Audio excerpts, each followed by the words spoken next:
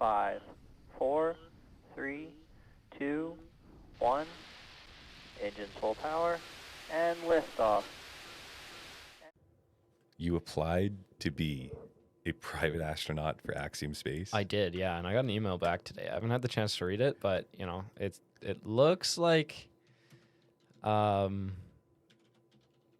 interested in having private astronauts. They seemed interested in what I'd be testing, as a private astronaut. But I don't know. We'll see. So, you being Canadian wasn't an issue? I don't think they know I'm Canadian. So I don't know. We'll see what happens. But I'm not entirely sure if it will be an issue because they are private and you're not technically designing rockets. So, yeah.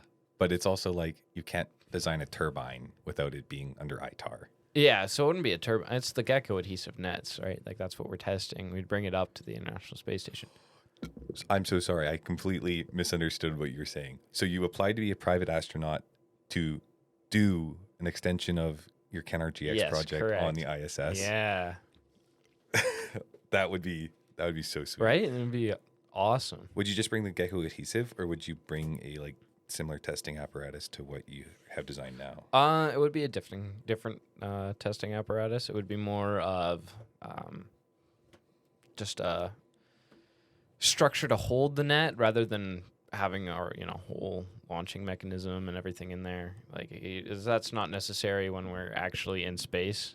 So you'd send it out there as just a payload and see if it would collect debris over the course of the time, and then do a spacewalk, bring it back in, and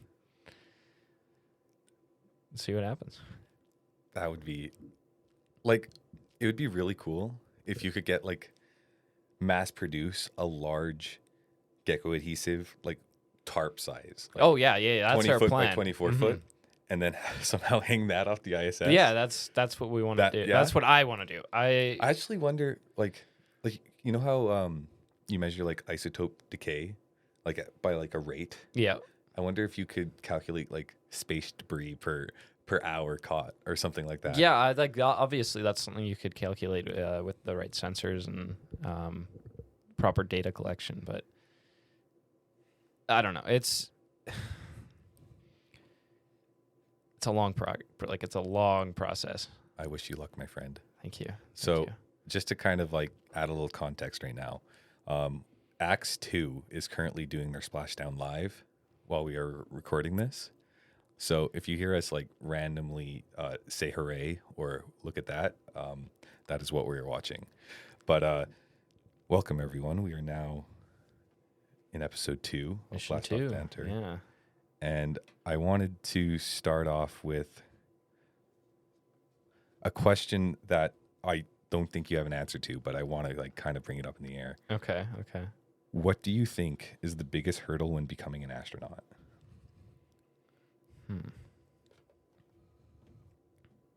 Drive and dedication. That's the hurdle? That's the biggest hurdle for people.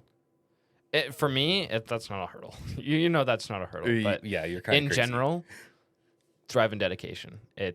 You need to be the best of the best, and you need to have that drive and dedication to get over any other barrier. If you have that drive and dedication, there are no hurdles. So in astronaut selection, where do you think people would lose the drive and dedication to persevere? What step? It's even getting to applications. Okay. It's, leading up to being the best of the candidates, right? They're going to weed out the people that, lost their drive and dedication along the way. And, even if they have found it again, they don't have the same chance that people that stuck with it the whole way, you lose that competitive advantage. Yeah, I could see that. It's definitely to become an expert, right? So anyone can become an expert, but that still takes an insane amount of dedication and what would you call it? Intent. Yeah, so 100%. Intensive experience. I actually read a lot of books that are what do you need to do to become a master in something?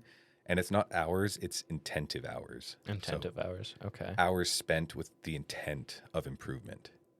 And it like, personally, there's some times where I try to learn something and I just don't have the drive or the intent, and it's like wasting kind of burning those hours. You're not Yeah. actually actively learning. I'm convincing myself I'm learning, but I'm not actually learning.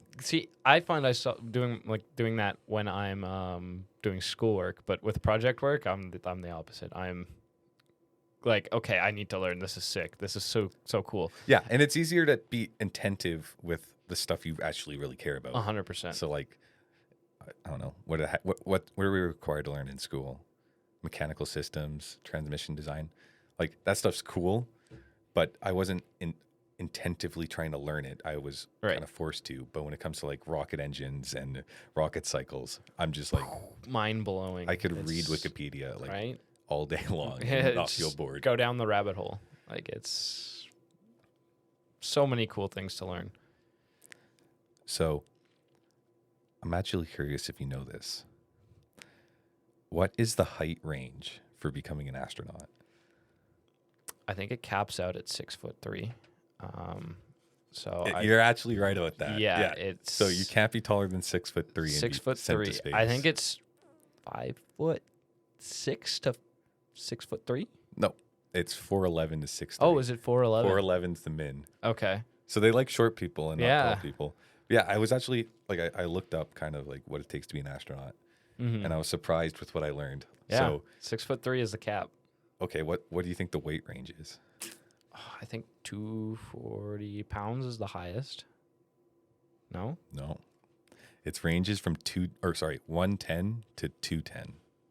Okay, I was kind of close. I'm 5 pounds away from being ineligible to becoming an astronaut. You gotta lose some mass.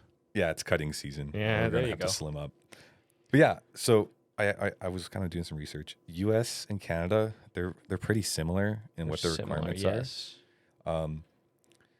Canada will take on doctors as well, so anyone with a doctorate in medicine and dentistry can also qualify to be an astronaut.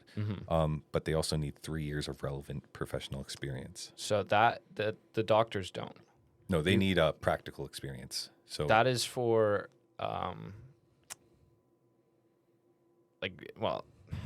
it's the requirements are 3 years of experience in a relative or in an engineering field or data science field, or having a doctor's in medicine or dentistry. Yeah. You don't need 3 years of experience in medicine. Well, if you have a doctorate in medicine, it's assumed you have. Exactly, yeah. But you don't need to work another 3 years after that. It's but I was actually surprised that Canada will take any STEM field and doctors, but NASA will only take people with masters in STEM, not even bachelors in STEM. No, they don't even consider them. Yeah. Why do you think that is? I actually don't. It's just to make it more competitive. That's what I think. I personally think that they have so many, their population is significantly larger than ours, right? So they get a lot more applicants, is what I think. And more people are getting their bachelor's in STEM. Right. So they don't want just anyone applying. They want the best of the best. And a master's shows that you can dedicate yourself to research and applying yourself. For 6 years. NASA also has an additional requirement, which I didn't really understand, so hopefully you can fill the gaps in. Long-duration flight physical. You must pass what's known as a long-duration flight physical. From what I can tell, it involves a lot of flying in fighter jets and parabolic flights. But that's as much as I could figure out. Yeah, so, over the course of your flying career in the States, you'll get various medical checks. It's just a medical check to ensure that you're flight ready. So that you're physically capable to hop on one of the fastest machines humans have ever made. Exactly, yeah. Okay, yeah, I can see why that's relevant. What do you think it actually feels like to be on something going 12 kilometers per second. Fast. Fast? Yeah, fast. That's, like, there's no other way to describe that. Like, you're moving 12 kilometers per second. Like, that's ridiculous. And, like, even the vibrations from that, like, you could feel that through your skeleton. Your skeleton is vibrating at that point. Every atom in my body. Yeah, literally. Like, yeah, no, like, you're strapped to a bunch of explosives. Like, as if you really think about it, you're on top of a bunch of high power explosives. Controlled explosives. They are controlled, yes, but they're still explosives. Did I tell you today what a POGO accumulator is? You did. I want you to explain it again because I did not grasp it fully. Okay, so speaking of controlled explosives, that is a rocket engine. Sometimes they can go, or the detonation can be, or it's deflagration, I guess. It's not detonation because it's not a sonic boom. Mm-hmm. It can become unstable. Okay. And so what will happen is in your chamber, like the chamber of your rocket engine, you'll have an instability occur where your pressure increases slightly, due to like vibrations or something. And that increase in pressure in the combustion chamber has a back pressure on the fuel that's being injected. Okay. And so that lowers the fuel that's getting injected into the combustion chamber. But since now there's less fuel, your pressure will drop. So more fuel can come in because the back pressure is lower. And then you have more fuel, your chamber pressure will increase. And it's like this cycle. Yeah. Okay. And it's not exactly like resonance. It is sometimes Similar?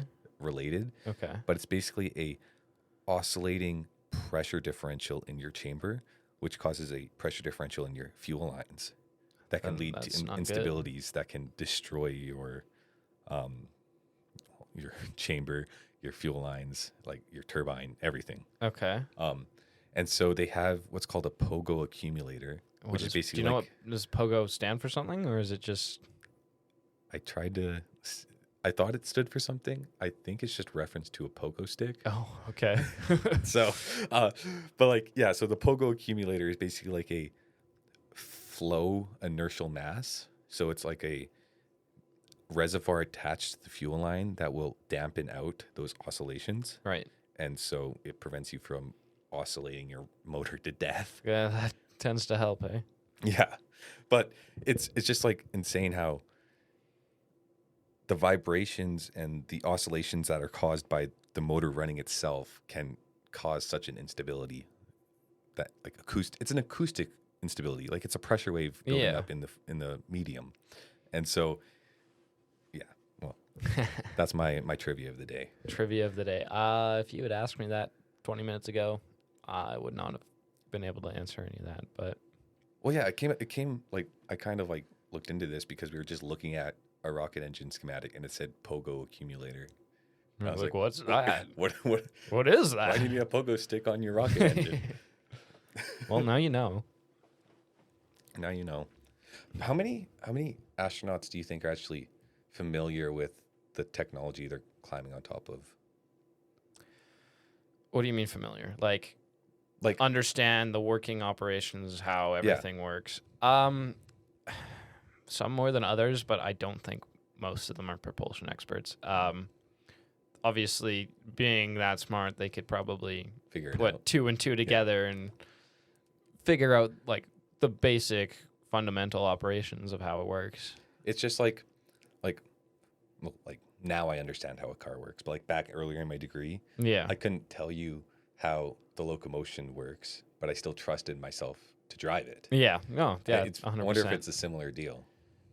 I bet it is. Yeah? I bet it is. I think it's probably easier to not worry about how it's working than to figure out how every intricate part works.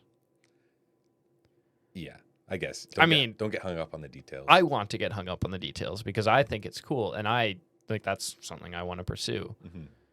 But obviously, everyone going into space, they have different pursuits, and they're targeting different areas of research. Not everyone is focused on propulsion. Not everyone is even focused on space systems. You know, there's biomedical, there's there's a lot of health research that comes out of Canada on the ISS. Most of our research opportunities are biomedical. Interesting. Yeah. Like, do you have any examples of kind of research they're doing? I'm not sure if you've heard of the twin study, but there was 2 astronauts, and they were twins. Wait, Scott Kelly, right? Yeah. Yeah. Okay, Yeah. I have heard of this. Okay. Yeah. Keep So going. I'll explain it. Basically, they're twins. There's 2 astronauts, but one of them has never been to space. Right. Backup Right. astronaut. Backup astronaut. Never been to space. Neither is the other one, but he's going up. Mm-hmm. So he goes up for a 3-month mission. Comes back, and they look at their DNA and they compare them. Like, that's why they have the exact same DNA. They can compare. Oh, sorry, I was confused for a second. I think both of the brothers are astronauts, but They- only one went to space. Yes, Right, exactly. okay. Okay. So yeah, only the one went to space. So now they compare the data because they have a control sample, the one that didn't go to space, and they have the one that did. And they actually noticed that the telomeres at the end of the DNA strands Mhm. were extended. They lengthened. They lengthened due to microgravity. Yeah. Interesting. Or sorry, other way around. They shrunk. They shrunk. Okay. Yes, sorry. They shrunk. Clarification. DNA They got shrunk. shorter. Yeah. They so shrunk. the telomeres are basically the caps, right, at the end of it, Mhm. and so those got shorter in They shrunk. microgravity. Yes. Interesting. And I think it took about another 3 months for them to extend back to their proper length. What does that mean? We don't know. we don't know. If you were to go on your dream trip to the ISS, Yeah. what research would you want to do? The gecko adhesive research. Okay, I did yeah, that. like Yeah. 100%. I don't know. Like, there's so many cool research opportunities. I'm more interested in the mechanical side of things. I think what McKenna is doing with Mission Spacewalker, they're now doing like electroadhesive pads on boots. So like walking around with electroadhesive pads on the ISS would be pretty cool. Like kind of artificial gravity, but not really. Yeah, kind of. Yeah. That is, I didn't know they were doing that. That is really interesting. They're playing around with it, yeah. Okay. Are you familiar with how the electroadhesive works? I'm not. I'm not either. Yeah, it's out of my scope. I definitely think we should talk to McKenna about it sometime, though. That'd be pretty cool. Bring her on, yeah. I think I have, like, this is just a guess, like a charge differential builds up in the boots and it tracks the surfaces. Don't quote me. It's just I a don't know. guess. I can neither confirm nor deny. Though that is, wow. Still you- no splashdown. Still no splashdown. They are still falling at Mach 5 through the atmosphere.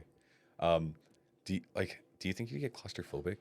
How many? Or it's probably like they're picked because they're not claustrophobic. Yeah, right? exactly. Yeah, where you're like in a tiny tin can with 4 other people sitting on a bunch of explosives. getting- Exactly. Yeah, well. Honestly, at that point, you're in your own world. You're like, you're sitting there. You're not thinking about anything other than, okay, what do I need to do in this moment?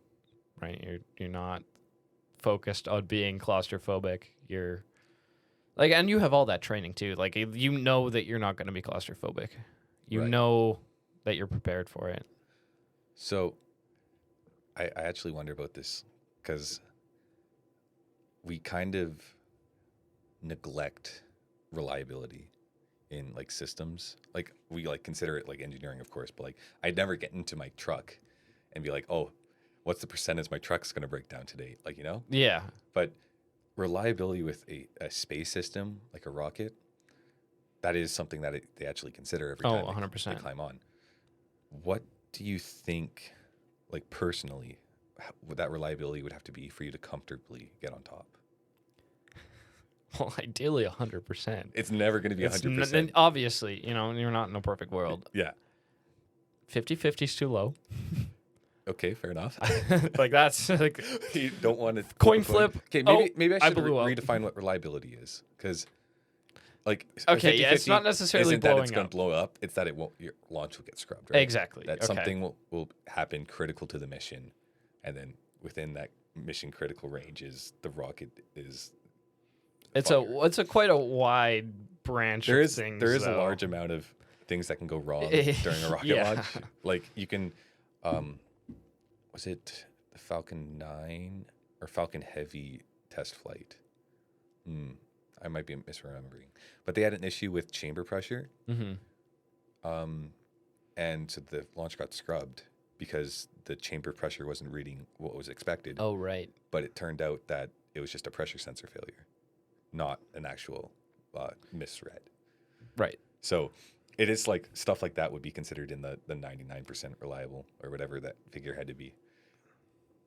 But like, yeah, I couldn't like I don't get in my truck and worry if I'm going to die. It's gonna break down, Yeah. or you're gonna end up in the blowing ditch. up from your engine misfiring. Exactly. But it's like I guess it's just scale, you know? Yeah. My truck 100%. isn't powered by enough force to I don't know, to carry a planet.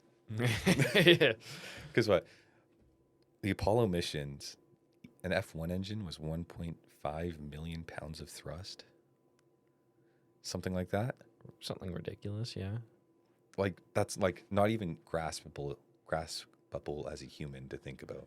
No, like that's a massive number, and you don't you can't physically see what that means. No, like you can't even think about it in like number of elephants. No, you really can't.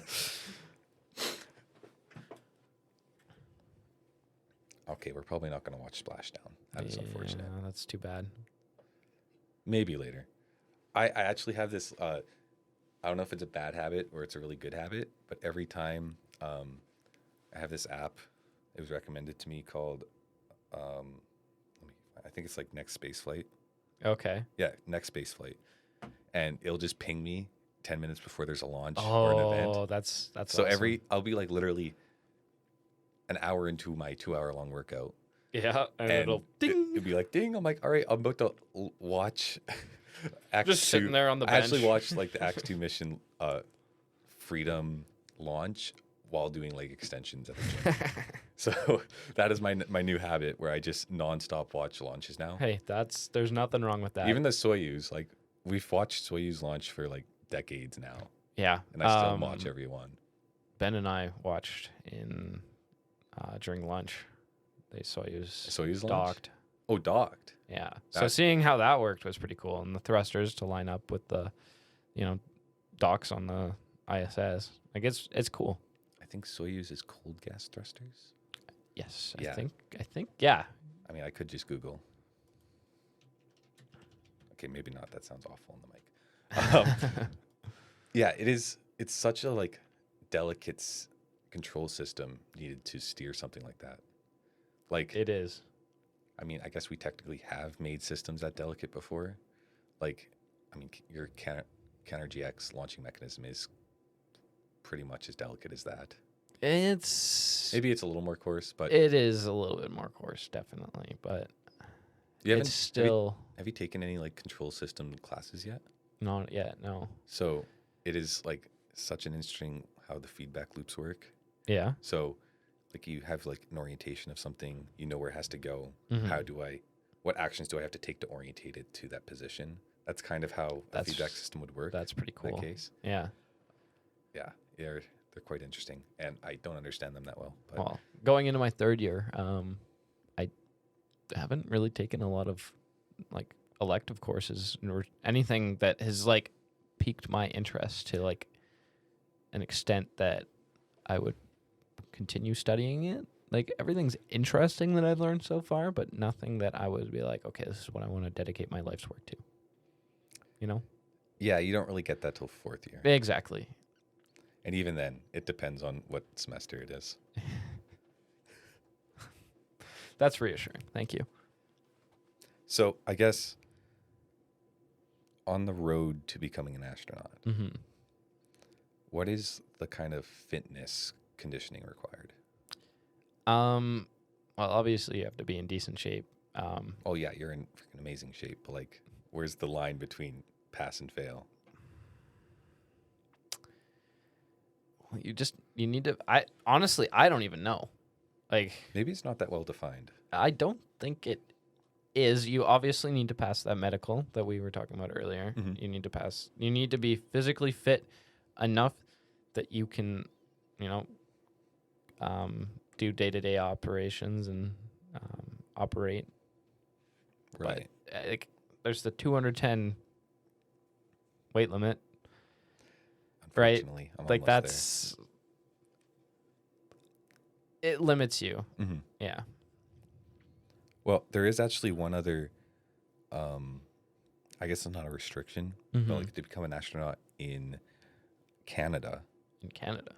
we are a bilingual country. Yes. So they give preference to bilingual speakers. Yes. Yeah. It's an asset to have both of them. It's considered an asset. Yes. Yeah. So have you started Duolingo? I am Duolingoing every night. Good man. Good man. Nice. Yeah, it's, you take French growing up in elementary, and it's up to you if you want to pursue it further, but I decided not to, and, kind of regret it, but it gave me a lot of other options to, explore things that I was interested in. And now I can just pick it up on Duolingo and it's there. Yeah, the French classes growing up weren't that great. Well, No. for me anyways. No, they were not. They were like, obviously you have to understand the basics and the framework, but I don't know. You never learn how to speak to someone in French. You learn how to read and write in French, and you learned random words that were not relevant. Exactly, yeah. It was basically just like a kindergarten class carried over to a different language, but in sixth grade. Yeah, exactly. Yeah. But I actually did start using Duolingo not too long ago to teach myself Japanese. Japanese. Because there was an opportunity I had to go to Japan Yeah. and do research. So what happened with that? I don't think it's going to happen anymore. Oh, that's too bad. Might be Germany. It was just Germany like would some be cool. application errors. So Oh, okay. I didn't get my application in on time. But yeah, so I guess I can switch to French now, even though I don't need it. But all the MDA jobs Mm-hmm. are in French. Not Not necessarily. all of them. All the ones in Montreal, All the ones in Montreal. you need French. Yeah. The ones in Toronto are in English. The ones in BC are English. So should I just start? I'm going to switch my Duolingo to French now. Yeah, definitely. Like, it's an asset to have in Canada if you want to work in aerospace. You need French, especially because the hub is in Montreal. Yeah. CSA is based out of Montreal. Yeah. So I'll add that to my to-do list. Good. It's But a long to-do list, Tyler. Yeah, it never ends. Yeah. But I actually am curious, like, when you were learning something, what kind of like steps do you take to ensure that you're doing it most effectively? Or like kind of what's your habits when it comes to learning? That's a good question. You don't have a system yet? Well, when it comes to school, it's read the lecture slides, but mainly read out of the textbook. Like, I don't know. I hear what the profs are saying, and it's kind of in one ear, out the other, unfortunately. Depends on the class, very dependent on the class. Mm-hmm. But for a lot of my classes, it's like I need to physically see what's going on. I need to be able to touch what's going on. So having the textbook kind of gives me that touch that I need, gives me the grasp on what's happening, and I just understand it so much better. And taking 6 classes at a time, you don't have a lot of time to do the pre-class readings. So a lot of the time it's me teaching myself out of a textbook. Okay. But like when you're doing that self-teaching, Yeah. do you like, I don't know, take note lines on a piece of paper, recite them back to yourself? Like kind of how do you try to increase memory retention? I just absorb it, man. You're just smart? I'm not even smart. I just absorb it. Okay. Because I always find when I'm trying to like learn a topic, like especially like if it is for school before midterms, Yeah. I will have to write lines. Just go to the textbook and copy the textbook down.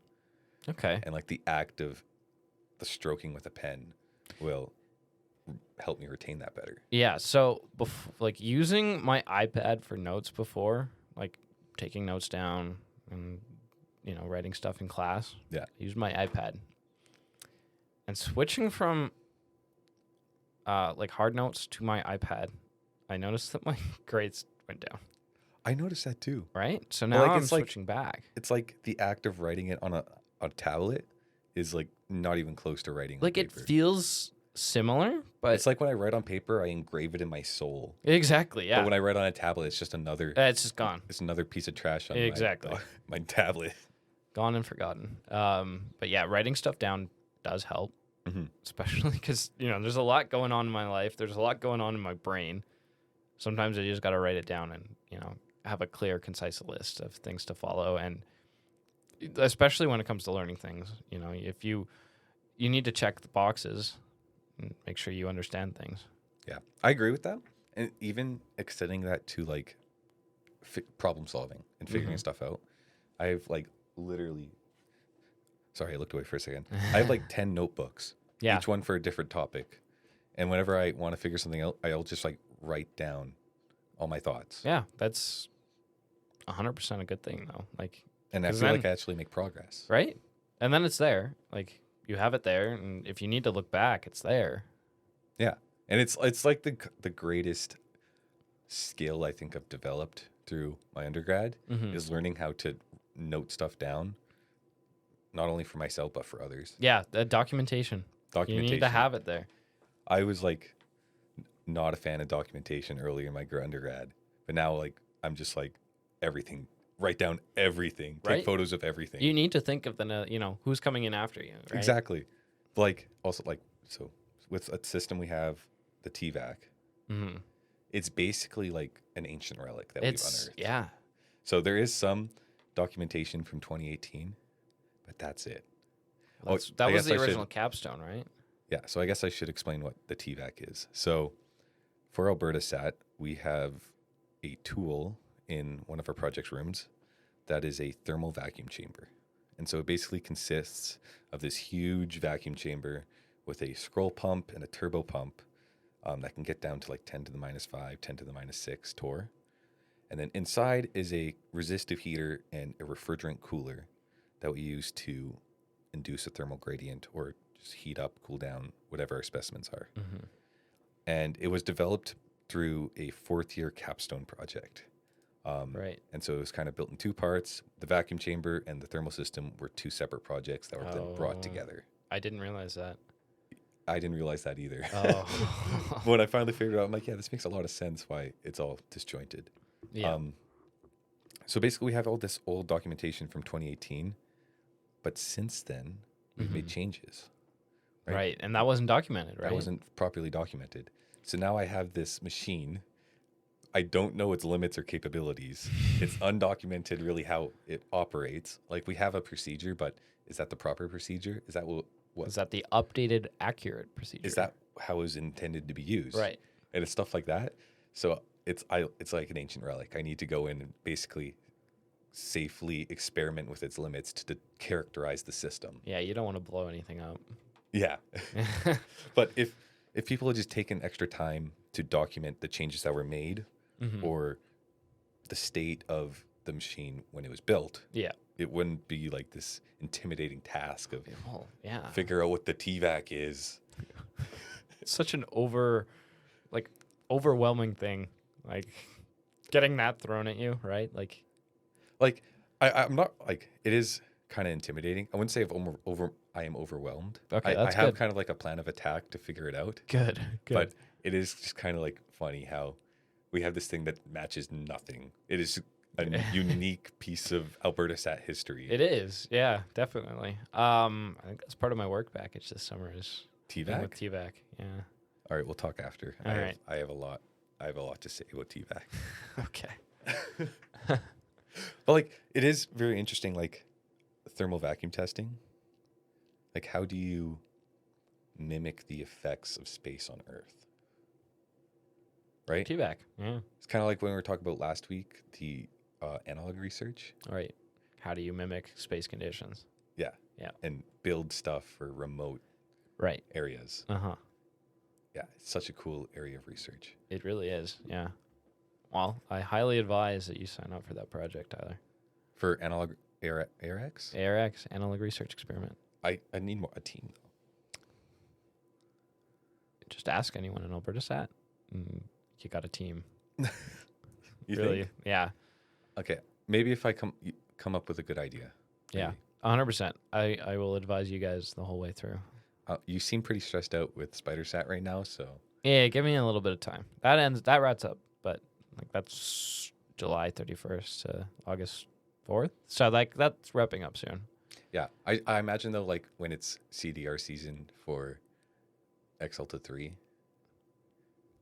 or whatever the satellite's called, I'll feel the same way you are right Oh, now. you definitely will. Yeah, and you probably will lose grip on ARX because that CDR will probably overlap with Cubic's CDR. Yeah, so maybe I hold off until I Yeah, graduate. yeah, definitely. When you do your masters. For real. And still no splashdown. Ugh. All right. So sad. Well, I think this has been a good 40 minutes. I think we've been talking. Yeah, roughly. Yeah, good stuff. All right. See you guys next week. See you next week. Peace out, Space Cadets.